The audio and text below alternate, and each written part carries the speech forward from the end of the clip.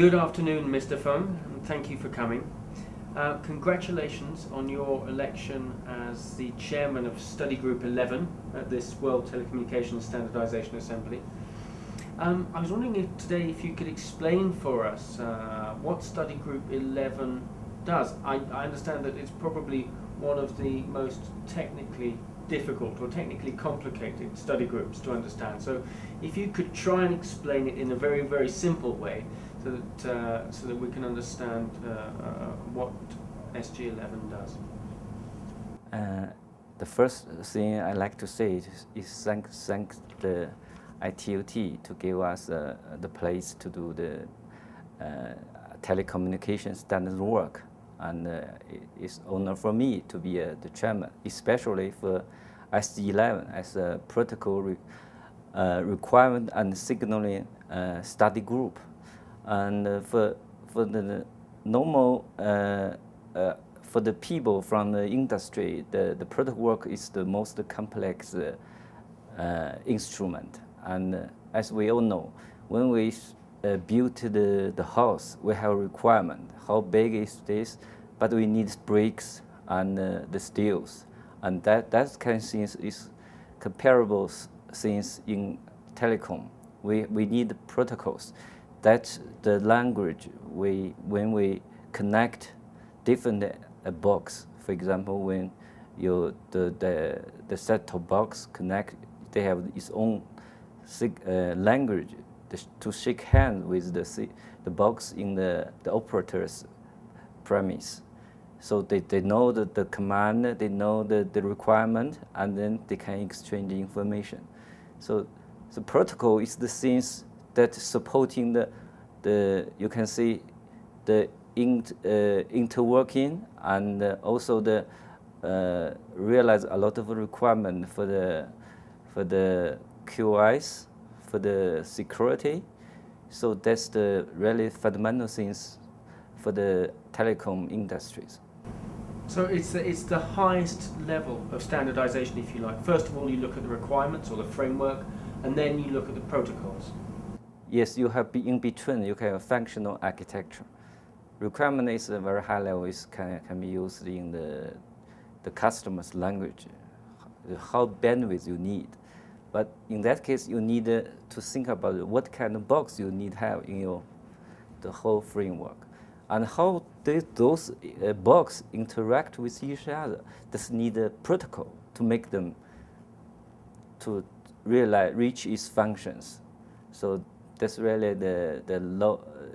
In our ITOT languages, we call the stage 3 work. That's what can I say? The last stage of the standardization yes. process, and perhaps the most important stage.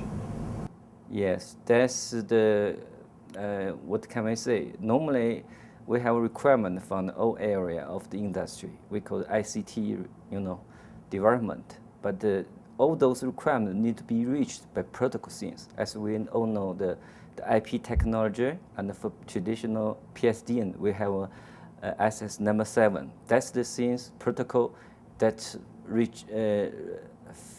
completed, achieved to realize each code we made at home. So that's really you can see fundamental things. I understand that the remit of Study Group 11 in this study period, that's the next 4 years, has been expanded to look at conformance and interoperability. Can you tell us a bit about that?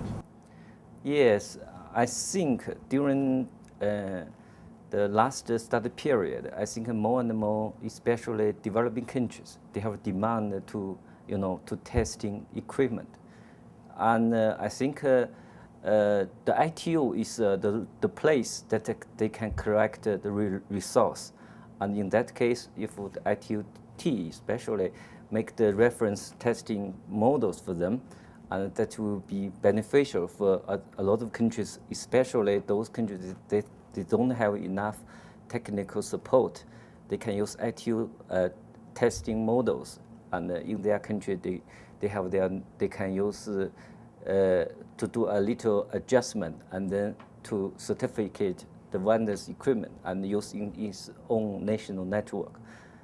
That's, I think, especially for developing countries, and that's the advantage for ITOT to help them. I think. And how does that link into the concept of the ITU mark that we've heard so much about here in South Africa? I think ITOT marks is win-win strategies. In one way, ITOT help, industry to, to facilitate to bridge in the standardization gap to improve their, ICT development. Another thing is, through such kind of activity, the ITU become more familiar within the industry, even to the final customer.